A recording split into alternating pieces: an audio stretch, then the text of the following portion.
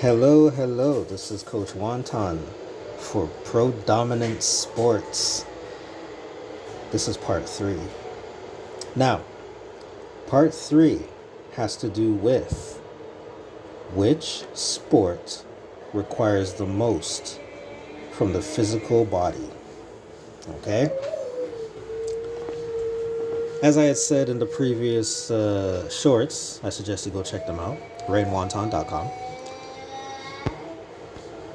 My friend that I was arguing with said that soccer is the most that you need from your body. Soccer is the sport that you need most from, soccer. I, however, hit him up with basketball. I'm going to explain why, and I'm going to explain every single sport on this little chart here that I made, because I believe that there's a huge misconception that I did mention before. I'm going to state what those misconceptions are, and I want people's opinion on this. I want you to tell me, or let me know, which sport you think requires the most from the human body.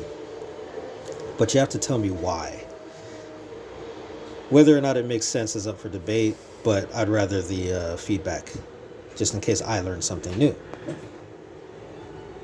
So, my friend said soccer. He said because with soccer, your physical condition has to be at its peak. Also, when you play soccer, you're able to play in other sports. You're able to transition into other sports.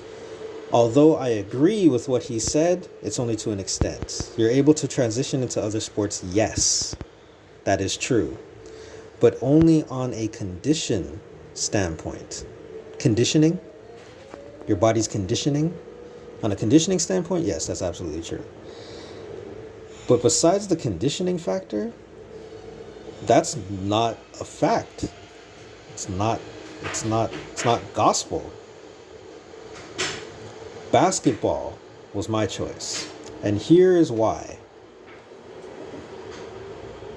Because basketball, you have to be good at everything, every body part. In order for you to be considered a good basketball player, in order for you to be considered a decent basketball player, actually, no. I want to be clear. If you're a decent basketball player, you're only good at 2 things. You're not a triple threat. You're more like a single threat. In order for you to be a good basketball player, you have to be a triple threat. You have to have good footwork. You have to have good hands. Conditioning, obviously. But good feet, good hands, good body control. When it comes to soccer, you predominantly use your feet. When are the only 2 times that you use your hands in soccer? Actually, it's 3 times, if you count hitting people. But the goalie is the first one, and when you can inbound the ball with your hands, I think. Anyway, besides those 2 things, you're only using your feet. So if you have good hands and your feet suck, you're most likely not going to be playing. And that's the point I'm trying to make. With baseball, you predominantly use your hands. You have to have good hands in baseball, just like you have to have good feet in soccer. In football, you have to have good hands. Otherwise, you're just running. You have to be able to play defense, which is predominantly used with your hands. And you have to be able to carry and catch and throw the ball, which is hands.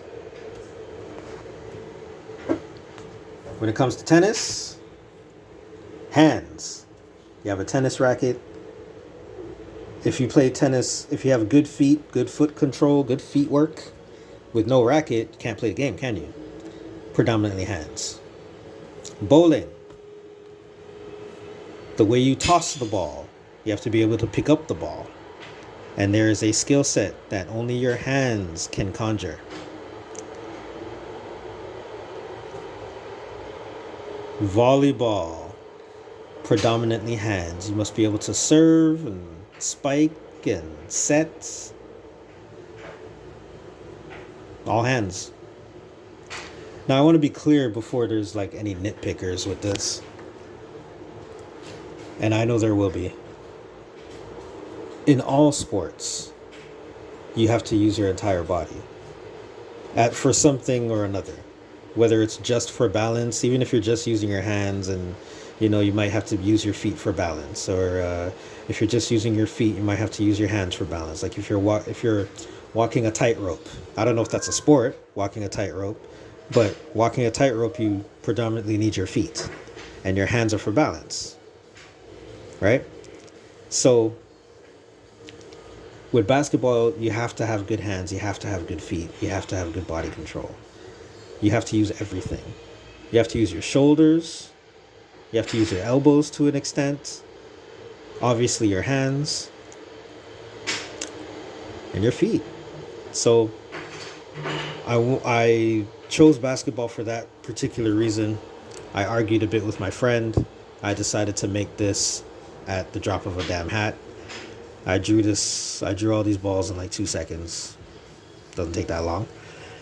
And I wanted to get this point out. It was really bothering me because I wanted to know if I'm wrong about anything. I'm not. But let me know what you think and give your opinions, please. I'm eager to see what you have to say about this. If you agree, great.